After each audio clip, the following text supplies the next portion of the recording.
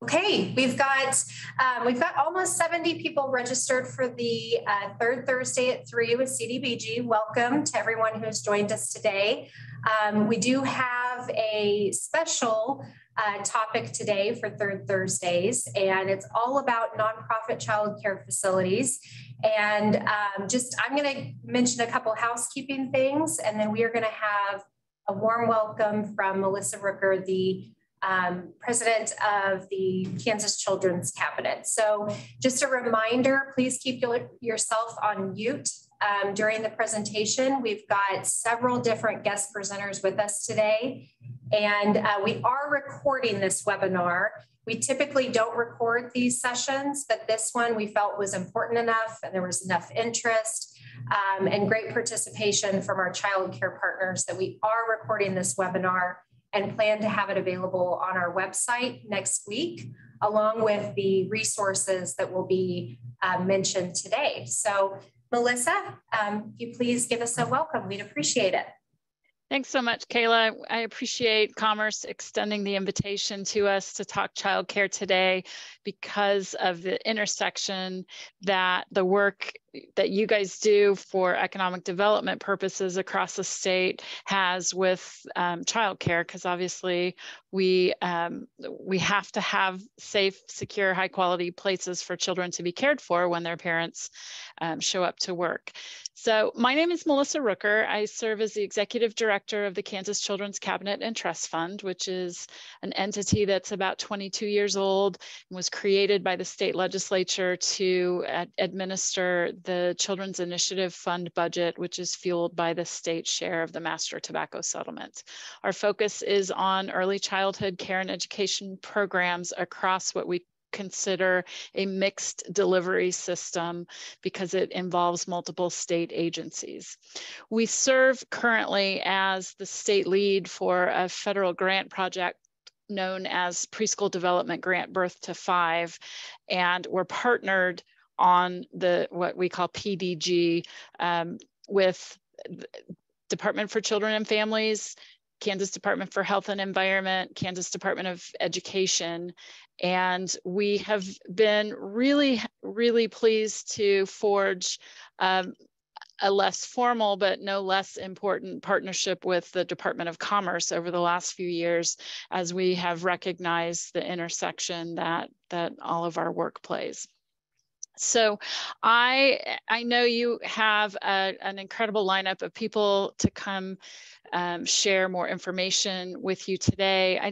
As a high level introduction to the work, we know that childcare doesn't just serve the needs of the workforce of today by providing that safe space for their children, but it also prepares the workforce of tomorrow when the quality of the programs is such that we can ensure that children get the best possible start to life. We know that brain development in those first few years of life is just, it proceeds at an exponential pace. There's 1 million neural connections being formed in a child's brain from the time they're born for the next about 3 years or 1,000 days. And the quality of their interactions with the world around them set them up for success or not later in life. It really has been proven over many decades of research to play a part in educational attainment, lifetime earnings, health outcomes. So there's a wealth of different factors that are affected by the type of interactions children have, for better or worse. So we are pleased that we have a strong partnership in Kansas with early childhood care and education programs and services spread across a number of different agencies. And I think the focus that Commerce has in their economic development programs, carving out some special programs and funding that prioritizes childcare is super important, and we're happy to be part of those plans. So I believe I'm supposed to pass it off to Tanya from Childcare Aware to share some more about some of the partnership work going on in communities across Kansas. Tanya. And actually, I will take it from here, Melissa. Thank you. I don't know if you all know me. I am Ann Zeitz. I am the finance specialist with CDBG. And I'm also helping out with our childcare program as we work to develop that. So I'm going to share our screen.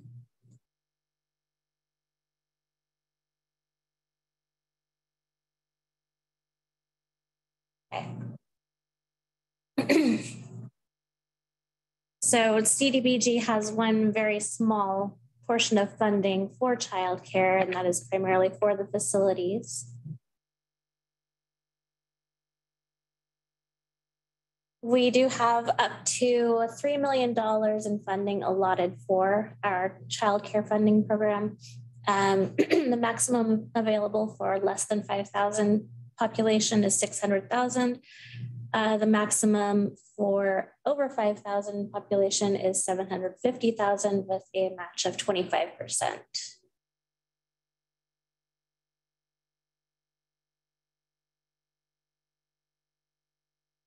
Our eligible activities, these funds will be used towards nonprofit childcare and education facilities. As Melissa informed all of us, this is really designed to address the childcare shortage in the state of Kansas. Our national objectives. For this four-year projects to be eligible for this funding round, at least 51% of the beneficiaries must be LMI persons or households. Each child of an LMI household attending the childcare facility is a beneficiary. So you'll see an example here. So if your household income meets LMI and you have 3 children ages 4, 2, and 6 months, each of those children, each one of those 3 children will be the beneficiaries. And in order to prove LMI, we will ask that a representative of each household fill out a self-certification form that we will provide at a later date. There may be some question of what low to moderate income is. Low to moderate income persons, a member of a family having an income equal to or less than the Section 8 low income limit established by HUD. Similarly, low and moderate income households are households having an income equal to or less than the Section 8 low income limit established by HUD. Eligible use of funds, construction of a new building or renovations of an existing building, engineering and architectural fees, acquisition. You'll see here a definition for URA, which is Uniform Relocation Act. This applies to all CDBG assisted projects. This establishes minimum standards for federally funded programs and projects that require the acquisition of real property. And then finally, the funds may be used for administration of grant funds only. I'll check to see if my team has anything else to add, but good job. Okay. So if you do have any questions, please feel free to, and this is, sorry, let me clarify. Any questions regarding the CDBG funding can be directed to Jenny Erdley. Her email address is here. And these slides will also be made available to you on our website at a later date. So if you miss it this time, we will get it to you. All right, next we will have Tanya Cohen from Child Care Aware of Kansas, and she will be informing you of their programming. Thank you. And you can just go to the next slide there. Yes, like she said, I'm Tanya Kane with Child Care Aware of Kansas, and we are here just to visit with you a little bit about how we can help you if you're going after these funds. So first, let me start out with just explaining a little bit about our community outreach and engagement project that we have through Child Care Aware of Kansas. This community outreach and engagement project can help with, because one of the requirements to go after the funding is that you have to have a child care task force. And that is one of the areas where we can come in as a community outreach and engagement, our project can come in and help communities. Our Child Care Outreach and Engagement Project helps communities in 4 areas. We have 2 types of teams that come in throughout the state to help communities. We have a community outreach and engagement team, and then we're working on a Child Care Go team. So I'm gonna talk about those teams and how we can support communities. I'm gonna let you slide on to the next. So let's talk about the first area of support that we can come in. And this is where a lot of communities are going to be starting at. This is our pre-planning and our support area. We can send a community outreach and engagement specialist out to your community to help you wherever your community is at. And that's the benefit of this team, is because they meet communities where they're at, and they support communities in that way. It looks different in every community because we don't come in and tell communities, this is how it's done, this is what needs to be done. So if there's already a task force, we can come help connect you with that task force. If there's not a task force, we can come in and help you find and how to get that task force started, get the right people at the table, get the conversation started. That's kind of where our assistant helps, or our assistance comes into play. We can assist with getting the evaluation done. So we can do some assessment needs assessments to see, what does your community need? Do you need a center? Do you need a group childcare? What is the needs in the community? You can go to the next one. The other thing that we can bring in is resources. What does the community data look like for your community? What's the trend data? What's your childcare gap? What does that look like against the Kansas economic? We have county data for number of children under the age 3, and what does that data look like? So we have a lot of the information across the state that will help you look for your individual data for the county. If you happen to be in a really large county, and we need to break that down by town or zip code, we can do that. On our website, it's not broken down that way, but we can break it down by town or zip code. The next one.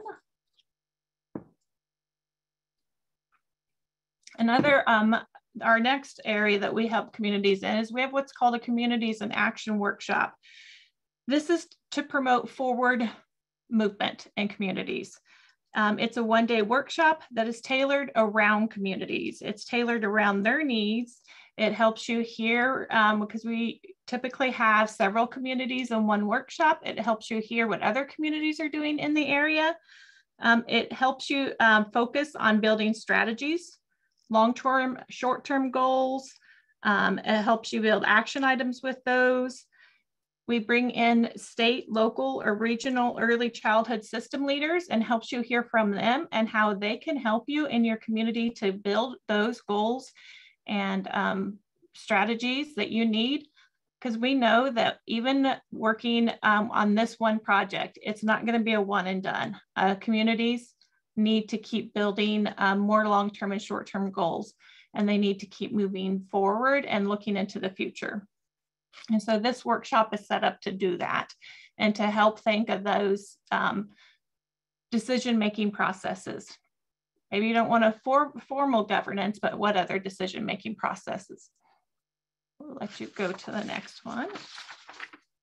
And that's kind of where this comes in play, is that funding. Child Care of Kansas has some funding available. We have some funding to help start those community coalitions. And we have some funding for those capacity building plans. We just launched these fundings, so it's kind of perfect timing. So that workshop can help look at those long-term, short-term goals that you need for the funding that we have available, but also the funding through this project. It's because we want to look at the big picture, not just the $45,000. We know that's not enough for what you may be looking at, but we want to look at the entire project and how we can help with that. Next one. So that's where our resources come into play with the entire community and the expanding childcare capacity.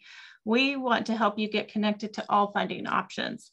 So with our outreach, community outreach and engagement specialist, and we keep in touch and with the state level partners on what other funding options are out there. What else do you need to be looking at in order to keep the childcare capacity moving forward in your community and keep your projects funded? So trying to get those out to that information out to communities and help them get the information they need. This is also where the Go team comes in place, where we are starting to work with that team to see if there's a special need, a barrier or special need that comes into place. How do we bring them in to help with that? Our last little bit here is some follow-up support. So after you've attended the workshop, we've gotten maybe a little bit done.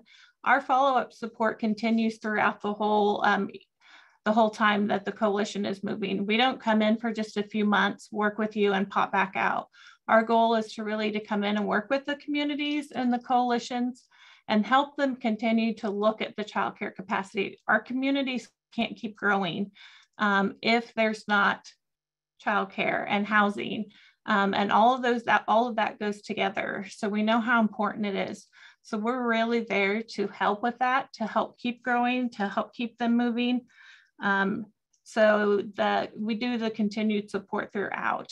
When a barrier exists, which we know sometimes they do, especially if we have to get really creative about what the childcare looks like. We have what we call the Go team that will come in and help look at some of those barriers. So that's where that team comes into place. Let you go to the next slide. Here's some additional resources that will also come into play. We do have some family-friendly workplace resources. We have a childcare budgeting tool that's on our website. You can click on that tool. You can open that up. It will help you budget of what a childcare just building one will cost. And then the budget will also let you drop in numbers and just help you predict what it would cost to run a childcare for a month or by the year, and play with the numbers to kind of get an estimate of what that needs to look like. And then of course, I mentioned the community financial resources, just helping you look at what those might be in your area and throughout the state. Next slide, please. Here's a quick slide of where we are at, and I can't even say currently because it changes all the time. And then this is out of date, so I just change it about monthly. We're still, it doesn't mean that that's where we're setting. This is just where we're roughly at currently. If your community is not highlighted, that's okay. We're still working on going into more communities. It just takes a phone call to us to say, hey, we are interested and need some assistance, and we will send staff out to your area to meet with you, to work with you where you're at and to help you get moving. That's what we're here for, and we're excited to come help in more communities across the state. Next slide. And here's how you can get in contact with our organization. You can email the community support at ks.childcareware.org. You can always contact my email is there at the bottom. And if you want to get signed up on our monthly email newsletter for our communities, which will always get you in contact with everything that we have going on, the QR code is down at the bottom. And our website also has that newsletter on there too. And I believe I am handing it off to, I think I forgot, is it Michelle and her team? You sure?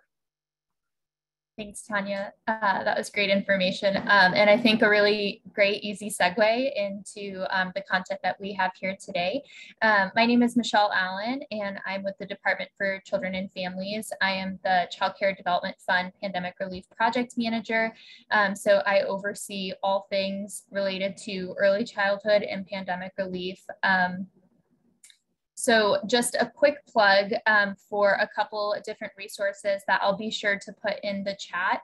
I just want to highlight as coalitions are being built, as hopefully programs are being built in the future over the next several years, we have so many resources available right now because of the unprecedented amount of funds that have come into early childhood.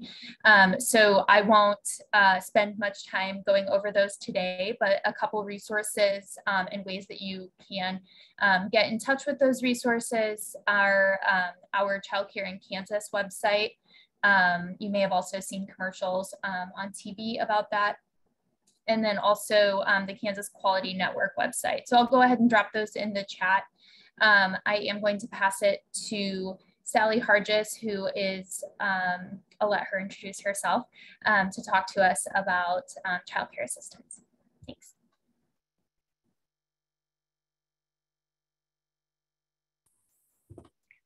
Good afternoon. I'm Sally Hargis, and I'm the Child Care Subsidy Program Manager for DCF. I'm going to talk to you a little bit about our Child Care Assistance Program. Families that have children who are receiving our subsidy benefits have the option to choose the type of child care provider that they want to use. That can be licensed child care centers, that can be licensed family child care homes, in-home relative, which is a provider who goes into the child's home, or the out-of-home relative who provides the care in the relative's home. Let's see. I think we're behind on the slides. Can we move forward a little? Yeah. Okay, one more. Okay, on this screen, you'll see the maximum monthly income that a family can have and qualify initially for child care assistance. As long as income is below these maximums and the family is otherwise eligible, a family share deduction may be assigned based on the family size and income amount. Next slide, please.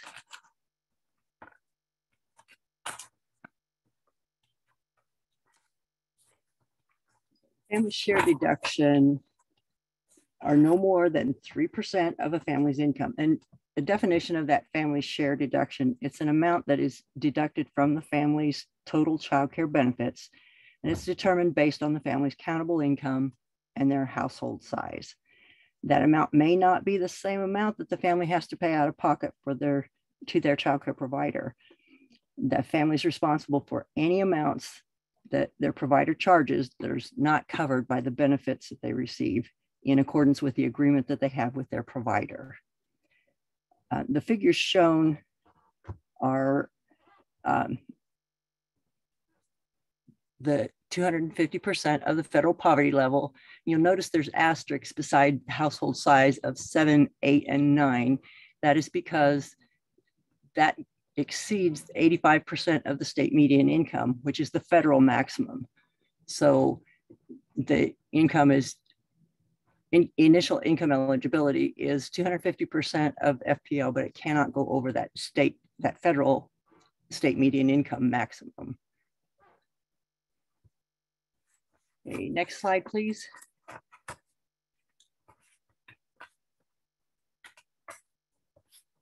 Okay.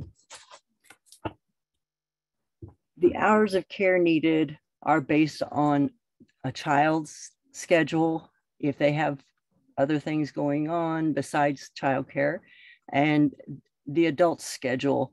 That could be work, or it could be school schedule.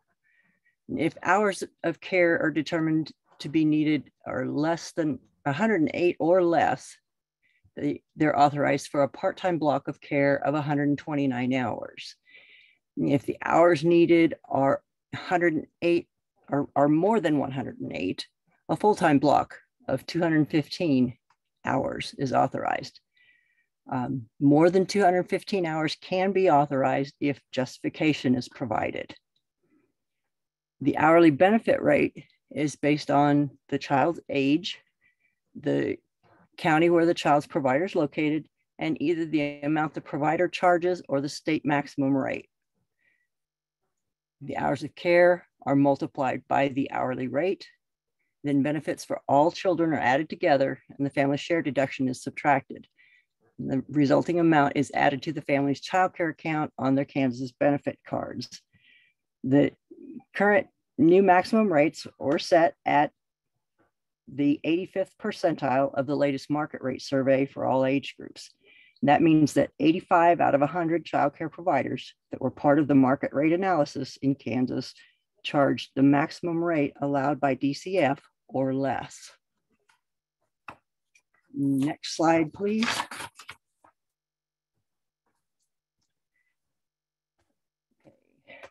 After a child care case is initially approved, the family's benefits are available at 6 a.m. on the first day of every month to be used to help pay for their child care for that month. The family uses those child care benefits to pay the provider by transferring those benefits from their Kansas benefits account to the provider's account. The benefit amounts may not cover all amounts charged by the child care provider, and the family again are responsible for any amounts that they are charged by the provider that are more than their monthly benefits. And next slide.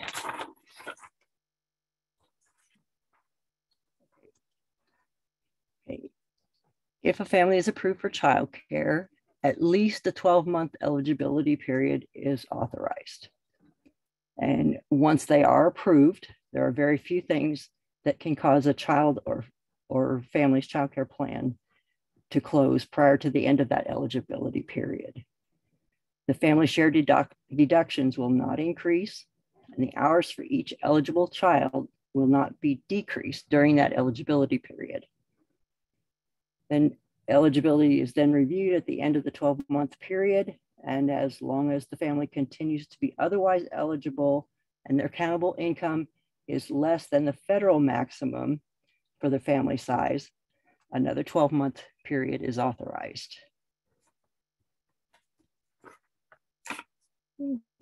And that is all I have.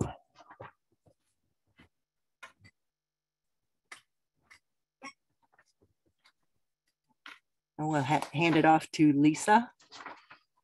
Hi, I'm Lisa Jenneret. I'm the Child Care Provider Services Manager at DCF. And I'm going to talk to you a little bit about how our child care providers can become DCF enrolled. They will have to have the KDHE license, a current KDHE license. If they're not licensed through KDHE, we ask that they first apply and be approved for a license before DCF will consider the application to enroll as a regulated provider. Next slide. There are several ways to enroll with DCF. You can request a paper application. Those paper applications are online on the DCF public website. And you can also call, we have child care provider enrollment specialists in each county. So you could call the DCF office and they could transfer you to the child care provider enrollment specialist for your county.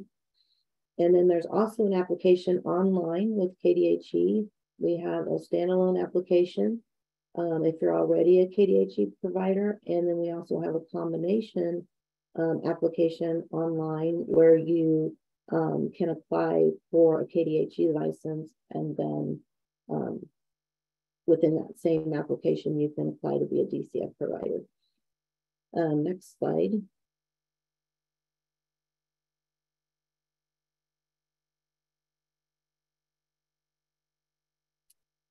Once we get the application, we do background checks on everyone in the home or in the center.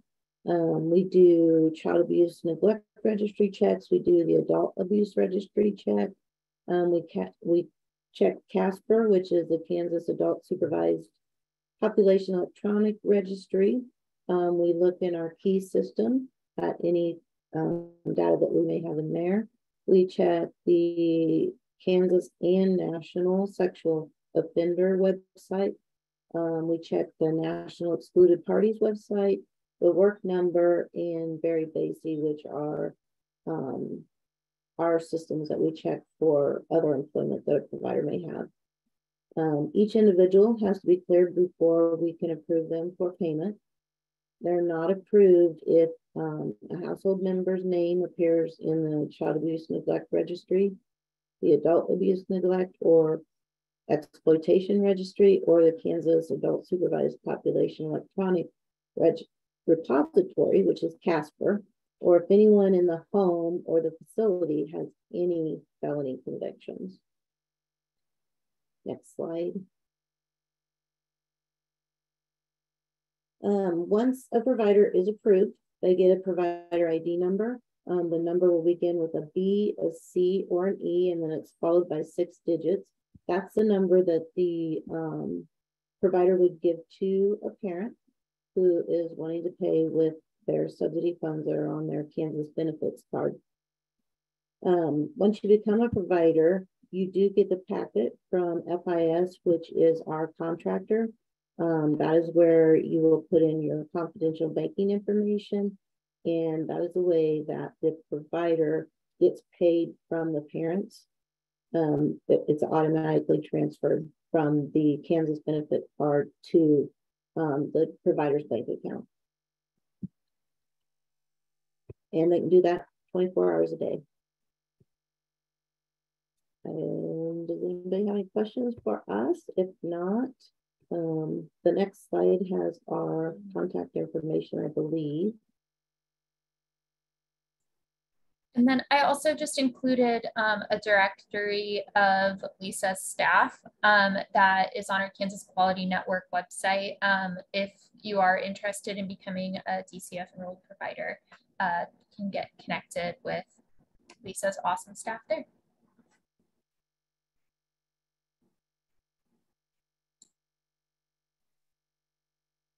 And that is all for us. I don't know who's next. So if someone wants to jump in and pass it. Right. Thank you. Did you want me to jump in and introduce who's next? Yes, please. Thank you, Tanya. Absolutely. Next, we are going to hear some childcare stories and from some childcare programs who are nonprofit, who can talk to you a little bit about how they do and what they do. So next, we are going to hear from Kidsport in Colby, and Travis Rickford is going to visit with us. Good afternoon. My name is Travis Rickford, and I'm the director for Live Well, Northwest Kansas. Live Well, really, I would define our work into 2 buckets, and that's early child care and, early childhood development and public health. And Kidsport is what I like to call one of our, it's a child care program, but beyond that, it's really a pillar for our own organization. And we get to work in that environment and practice and implement some early childhood initiatives that we do in the field as well. But Live Well has its roots. It started as a nonprofit in 1979, and it was under the auspices of a regional prevention center. So for those of you that work in the substance abuse and prevention field, that's really where Live Well got its roots. And then in 2001, we became an early childhood block grantee. So that's where we began to identify and implement early child initiatives throughout the region. We started out with 9 counties in the northwest part of the state, and have now moved up to 18 counties. So we continue to grow. But we did achieve our nonprofit status in 1979, and we do leverage different sources of grant funding to keep our organization moving forward. We currently have a total of 16 staff, and that's across all of our programs, including childcare. So that includes our whole visiting staff. In our public health, we also have an insurance navigator program, and then also a community health worker program. So that's been an interesting connection to make with our early childhood programs. We have 16 staff. We have a Kidsport director. We also have a lead teacher that's part of our staff. And one thing that I did early on, I became the director in 2018. It was the same time the organization changed its name to Live Well.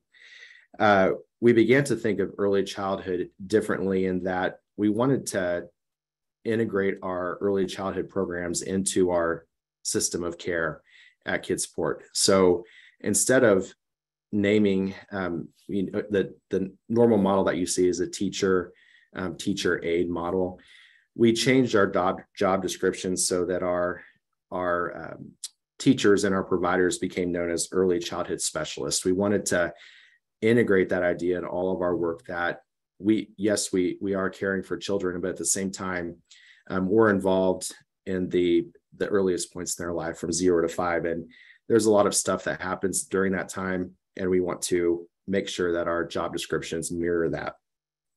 And so a lot of our early childhood programs, including programs related to building skills around numeracy and literacy and social emotion development, we integrate into our current care model at Kidsport. We currently have 2 group models, and so we have one that is in the same building as our Livewell offices, and then we have a partnership with Citizens Health, which is a not-for-profit hospital located in Thomas County, and they were integral in putting together Kidsport 2, which is another group home that we coordinate in partnership with them. And so we have 12 kids in both facilities, so we're at capacity, and 2 infants in both facilities, which has become a recent development, and so that keeps us busy as well. Our parents, Thomas County is the primary county where childcare is. And if you were to look at some of those reports from childcare, where Thomas County is actually one of 4 counties in the state, and it might be even 3 now, I'm not sure, where for every spot that's open right now, we have approximately 40 families waiting for that spot. So it's a pretty critical or a critical area where there's a definitive need for childcare. And our organization is funded by, I like to define Livewell as an organization that really addresses gaps. You're not going to see a lot of our services similar to other organizations around us. And in fact, we try to support other organizations in our region that work in this space as best as we can if they offer that particular service. So primarily, we are operated by grants. We are funded for our early child care efforts by the Early Childhood Block Grant, and we've been what's considered a Smart Start grantee since 2001. So we've been working in that space for a long time. And then our other grants include funding sources from the Department of Children and Families, United Methodist Health Ministry Fund. I'm probably missing some here. Child Care Aware, for those of you that are doing childcare, the funding from Child Care Aware over the last 2 years has been instrumental as well. But leveraging those funding sources has helped us really build that effort for Livewell and Kidsport. One thing that I also might add, Melissa at the beginning of this call mentioned the preschool development grants. Livewell was one of the many organizations in the state that was selected to work with other counties to build community-based models for childcare. And we've been doing that since 2019. And so we've been working very closely with other partners within Northwest Kansas to implement sustainable strategies for childcare. And so we've been really active in that space in addition to all the other things that we're doing. So I think I'll pause there and hand it back over to Tanya if there's questions, or if I just wait until the end. Sure. I think we will hand it on to Lions Childcare with Yvonne and let her tell us about that childcare. Hi, how are you all today? I am Yvonne Nave. I am the director of Cornerstone Child Care Center and Preschool. We opened on July 5th, 1989. I have been here since July 5th, 1989. I was the preschool teacher and kind of helped develop it. And then I've been the director for the past 28 years. Many changes I've seen take place with this. I was at the ground level of getting it started to what it is now. We are licensed for 89 children from 6 weeks to 12 years of age. We are nonprofit through the First Baptist Church. We are owned by the Baptist Church and use the name Cornerstone with that. So they are the ones that will help subsidize us when we need help with all of that. We work with USD 405 in many ways. We have worked a contract out where we're a bus stop for the school system in our community to just help with everything with traveling for parents. So many parents are having a hard time getting their kids to and from school. So I worked with USD 405 and was able to, they're busing kids over to us and for our community at the same time to help with that. We have 10 full-time staff members right now and 10 part-time. We actually have space for 16 more preschoolers, 5 more toddlers, and 5 more school age. The problem is I don't have enough staff to have that. That's the biggest problem. I could take more kids, but I can't because I don't have staff. Until we can find more staff, I can't take more kids. So it's kind of that double-edged sword right now of what we can do in our community. We do have in our community, in our county, we do have 2 other centers at the same time in the same areas, which was in about 10 miles apart, and they're going through the same issues with the staffing issues at this point right now also. We have a set curriculum. We use the Christian and Abeka curriculum is the curriculum we use for all of our preschool kids. Every child that comes we classify in preschool. All of our preschool teachers do have degrees. We are very lucky that we have people from our church that have teaching degrees that wanted to take part in this, and they've been here for 15 plus years also. So we are very lucky to have that. We are DCF certified, approved. So we have our parents that do that. We have no problems with that. Our parents, nobody knows except for me and the assistant director, honestly, who's paying with DCF and not, because I don't think it's anyone's business, but us. So nobody knows for that. And we have no issues whatsoever with that. So I don't know if there's any other questions. Thank you, Yvonne. Next, we'll go with Carlin with TDC. Hi, I am Karen Warris. I'm the Executive Director for TDC Learning Center. We've been around since 1963 and have had some name changes. We were famously known as Topeka Daycare Centers. And with that, we have 4 locations across Greater Topeka. One of those is a downtown location that works in consortium with Hills and hopefully other businesses in our area, but we also have a parent-child learning center located within Highland Park High School. And then we have 2 other locations in the south side of Topeka.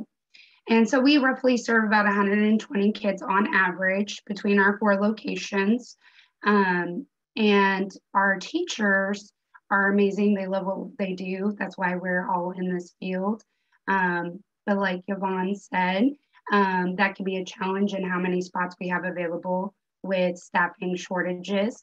But something that TDC really does to help try to combat that is making sure that we can try to offer as many resources in the community to our teachers and to our families through some of the great organizations that are here with us today. And then we work with our teachers to try to get better education, whether it be through scholarships with Casito or connecting with other colleges around to get their associate's degree and take advantage of the Kansas Promise Scholarship. Really investing into those needs assessments and working with our board of directors on how we can improve our quality of care, because that is our mission, is to provide high quality care and to change with our community. And so some of the ways that we are funded is through grants, tuition, fundraisers, and donations. Grants has been the best help these last couple of years, because fundraising has been quite hard to do when we can't get involved in person. And we're very fortunate that this year we're able to bring some of those back and see how that might look with our families, because our families are ever changing as well. But it also helps that we have so many partnerships, not just with the families, but also the resources. And then with that, we try to use our fundraising, sorry, my brain went sideways on me, but with our fundraising dollars, we do try to use that to help our families alongside those DCF subsidies that are given, to create a scholarship that helps cover the 5 weeks of the month within our organization. And so that's our organization, and I'm happy to answer any questions. Thank you, Carlin. Did we want to do questions at the end, or? Sorry, I was trying to say no. Yeah, actually, I think, Tanya, I think this would be a good time. We've actually got time right now, and I think that folks who are on the call might appreciate the opportunity to ask these very dedicated providers across our state some of their burning questions about just their experiences and, you know, how they've overcome different challenges since we've got time right now. And assuming that our guests are good to stay on to answer questions, let's go ahead and take a few minutes to do that now. And then we can wrap up with Jennifer's presentation from KDHE. So just kind of ground rules, if you would, go ahead and take yourself off mute and ask your question, whether it's to Karen, Yvonne, or Travis, and we'll just try to keep it as brief as possible. I have a question for Travis. Can you hear me?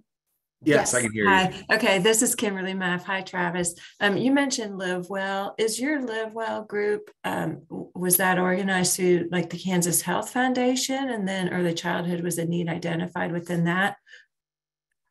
Early childhood actually came before Live Well changed its name. So we, Kidsport was its own standalone organization.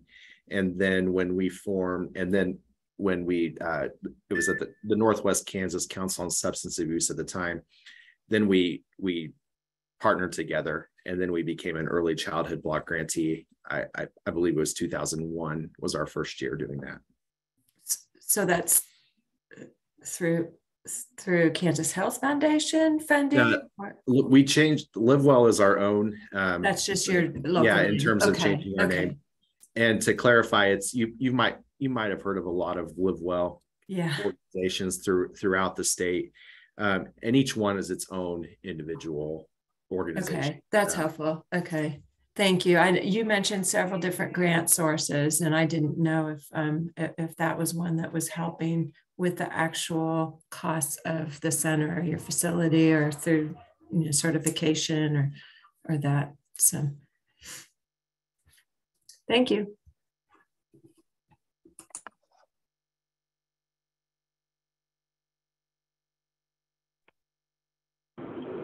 Hello. Hi, can you hear me?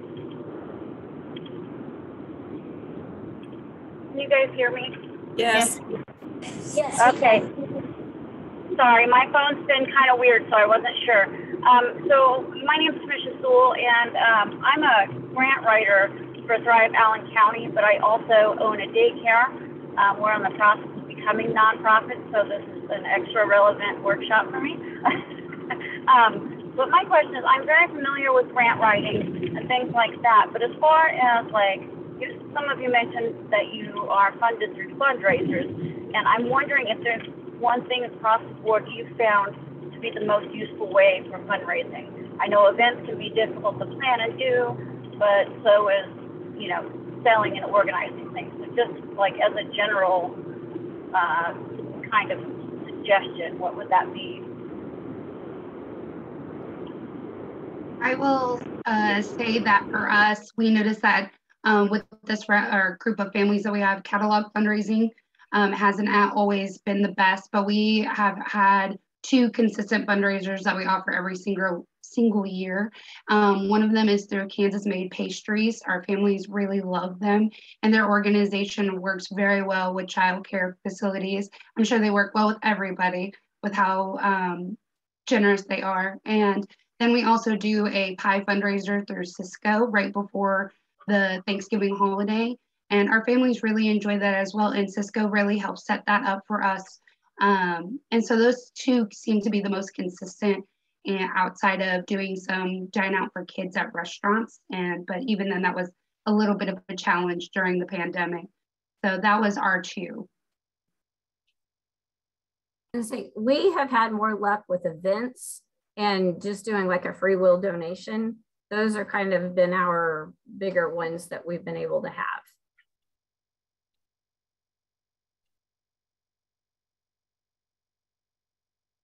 So for Live Well, I like the idea of doing a fundraiser for pies because I like pies and that sounds really good. But historically, what we've done is, since we are able to integrate our childcare activities in with our early childhood block grantees, or excuse me, early childhood block grant activities, we haven't held fundraisers at this point.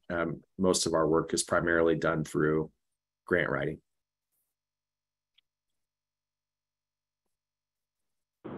Awesome. Thank you guys so much.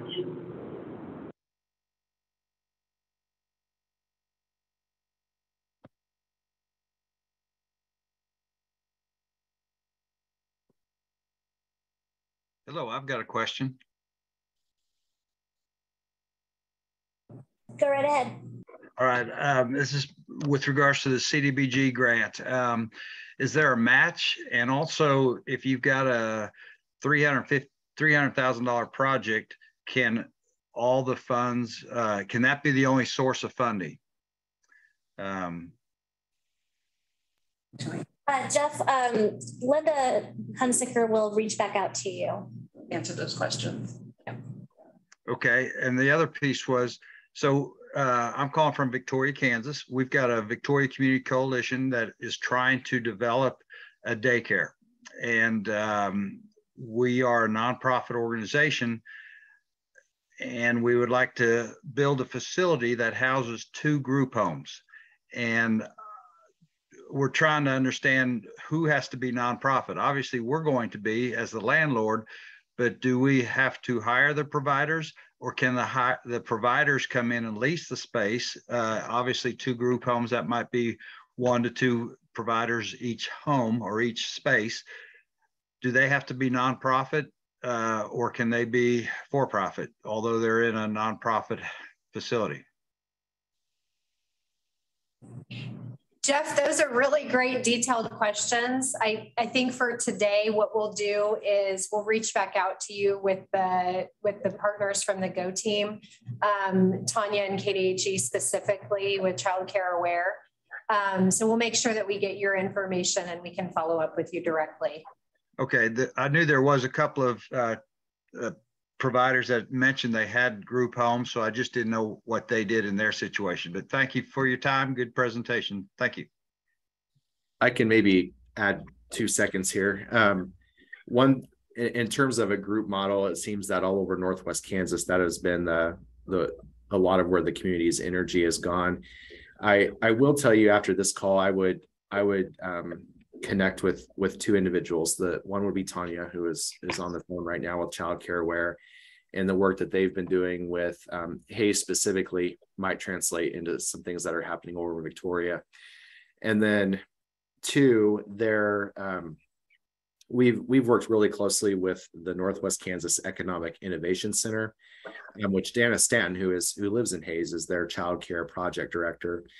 And I know there are funding opportunities there where, since you are an already established non-for-profit, you can apply for some of those funding opportunities. But the staff questions you had, depending on your situation, I think both of those things that you mentioned could be opportunities. So check in with those 2 individuals, and if you need their contact information, you can always email me too. Very good. Thank you. Yep, and those are two other people we would recommend too, Jeff, and we can get you in touch with them for sure. Okay. Does anybody else have any other questions specifically for our child care providers who have taken time out of their very busy days to join us today?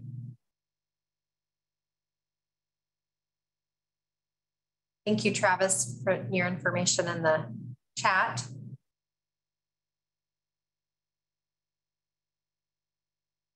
Okay. Well, we'll have Jennifer Manuel with KDHE, and she will present some information about creating a child care facility.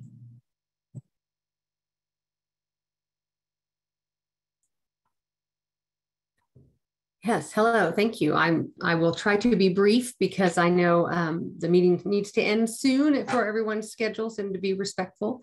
I just wanted to give a very broad overview of the process to open a child care facility. I am hesitant to get into super detailed into the weeds because this is just general information.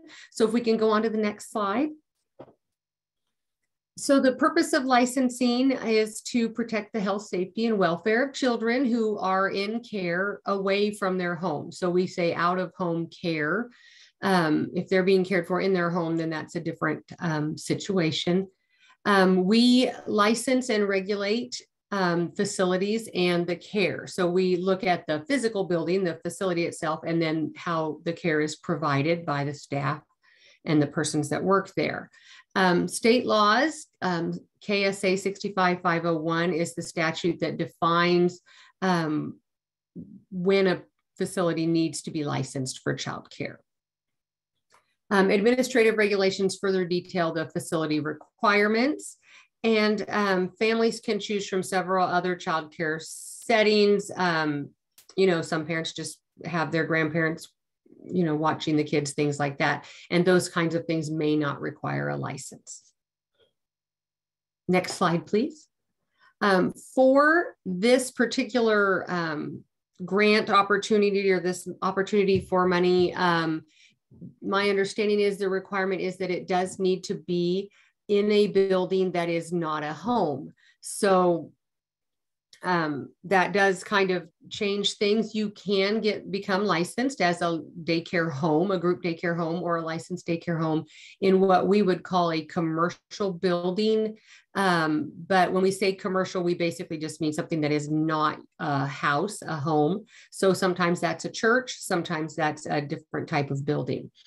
We have 6 different types of licenses. We do licensed daycare home, group daycare home, preschool, child care center, a school age program, and a school age drop-in program. So what you're going to need to try and figure out is, you know, what population do you wish to serve?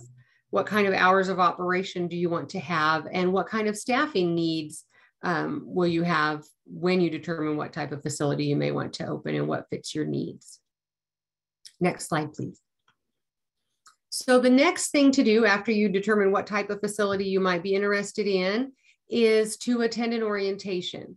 And so we have surveyors throughout the state that we call your local surveyor, your local county contact. There is a link here listed and it's on our KDHE Child Care Licensing website where you can go and look up your county and it will tell you who your surveyor is to contact. It is required to attend an orientation before submitting an application, and we highly recommend it as well before you would sign any kind of a lease on a building or something like that, because we hate for you to get into a contract on a building and then find out that it's going to be way too much money to make it work for childcare, when we may be able to talk to you about those requirements. And, you know, the orientation is very useful information before you start looking for a building. The surveyor can give you guided experience about our regulations, what kind of license, the application requirements, and also then eventually the survey process once you are open. Next slide, please. We listed this as step 3, but quite honestly, step 2 and step 3, you could kind of be doing at the same time, or it doesn't necessarily have to go in one particular order. But applicants can request a consultation to discuss any concerns with a setting. You know, we sometimes call that a building consultation. You know, maybe call the surveyor and say, here's a building we're thinking of looking at. Do you think that would even work for daycare? That kind of a thing. Because sometimes there can be issues with fire approval. Do you have enough exits? How is the plumbing? You know, are you going to be able to have enough sinks for hand washing? Those kinds of things. Kitchen type requirements, all of that. Also, site approval by KDHE is required for any commercial setting. So again, any setting outside of a home. And then you also have to meet your local city and county codes. So sometimes if you find a building you think might work for childcare, there may be some zoning issues or other code issues, local ordinances about parking requirements, anything like that, that you would need to look into with your own city or county. And then also you will be working closely with the state fire marshal. You have to meet their fire life safety codes and rules for the local and state fire jurisdictions. Your local licensing surveyor will know whether or not you need to work with the state fire marshal's office directly, because maybe your county does not have a local fire person that is certified to look at childcare facilities, or if you have a local person. Either way, the process requires everyone to kind of work closely together and can be a little bit looming. You know, we obviously cannot move forward with a childcare licensing application to open your facility without appropriate fire approval. So sometimes that can also be a barrier depending on the type of building you're looking at. So again, important is that communication with your local surveyor and with the fire marshal's office. Next slide, please. And then your final step, once you meet with the surveyor, have the orientation and all of that, is to actually then submit the application. We always recommend doing it online, but you can still also do it on paper. The website is listed there, and all application requirements must be provided, as well as background check information. We do have a little application checklist on our website that is required to be also submitted with the application. It does help you to keep it organized and, you know, just check mark the boxes that you've got everything done. We do also have a requirement for background checks, and our requirements are not necessarily the same as DCF. When the DCF presentation, she mentioned background check requirements as well. You know, that we would still be requiring that depending upon the person's role, and that also does sometimes include fingerprinting. Next slide, please. And so then we process the application into PICA at KDHE, and we do have to make sure it is complete. If we get your application and it is not complete, then you will receive a letter with detailed information about what's needed. And then typically there's a follow-up phone call with that comes with the letter, so that you can discuss if you have questions.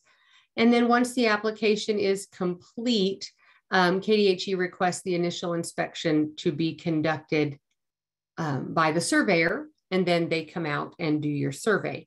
Background checks are submitted by KDHE to DCF and KBI. We do require out-of-state checks. If any person has lived in another state in the last 5 years, there's no extra fee for that. It's just maybe a little extra paperwork. And then anybody who will work unsupervised in the facility does have to be fingerprinted. But I think I saw in the chat mentioning that, yes, right now fingerprint fees are waived. The state fingerprint fee is waived due to a grant. So that's wonderful. There may still be some local fingerprinting fees.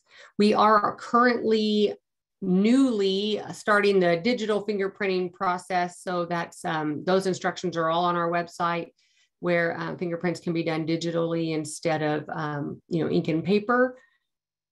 Both ways, I believe, at this point are still acceptable, of course. Next slide. And then the last step would be the initial survey. And that would be when you are open, your building is open, you're set up, you're ready to go.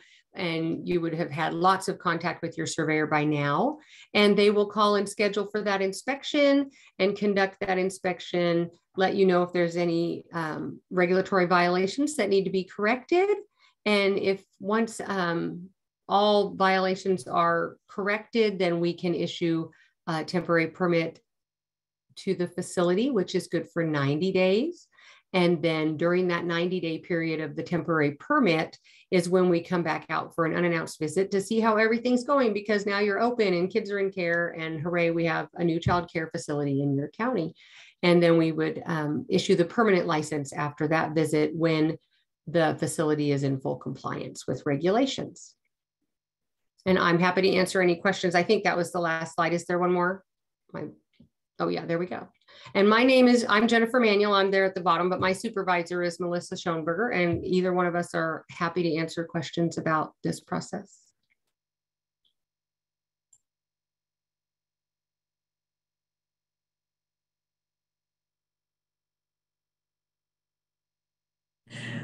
All right, wonderful. Thank you, Jennifer. We appreciate that information and the step-by-step process for opening a facility, which we know takes a little bit of time, but hopefully all of you that have joined us today and those that are then going to be watching the recording of this webinar afterward have been able to get a lot of your questions answered that really boil down to while we're focusing as CDBG team on nonprofit childcare facility grant funding for this 2023 program year, there's also a lot of good information here about just not only the process to open a child care facility, but all of the support mechanisms and resources that exist in our state. And this was hopefully very helpful to a lot of you in that way. It's very clear to me where you start, which is with Child Care Aware and their great resources that they have.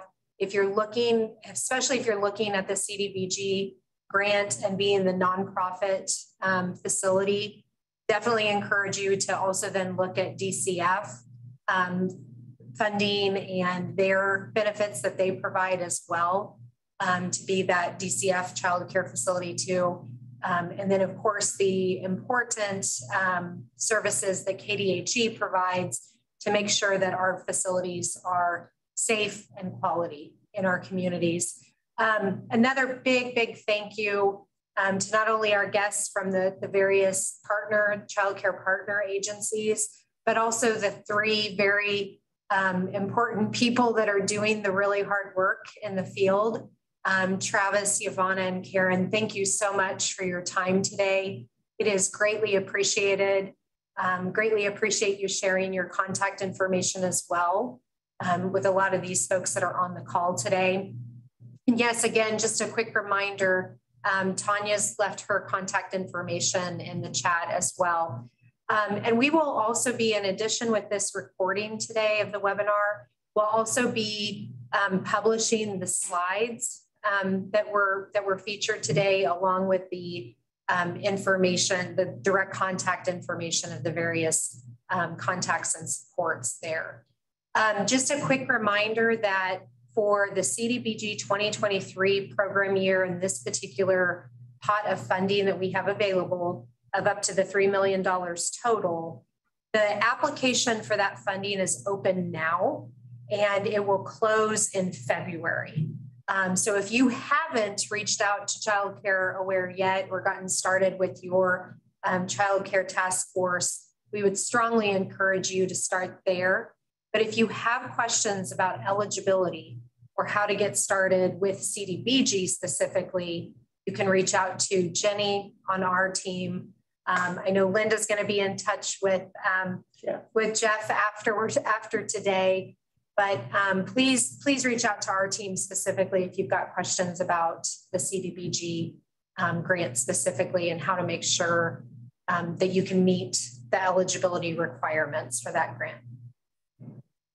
So if nobody else has anything, we are happy to close this out today. And again, we said we'll be publishing this recording on our website next week.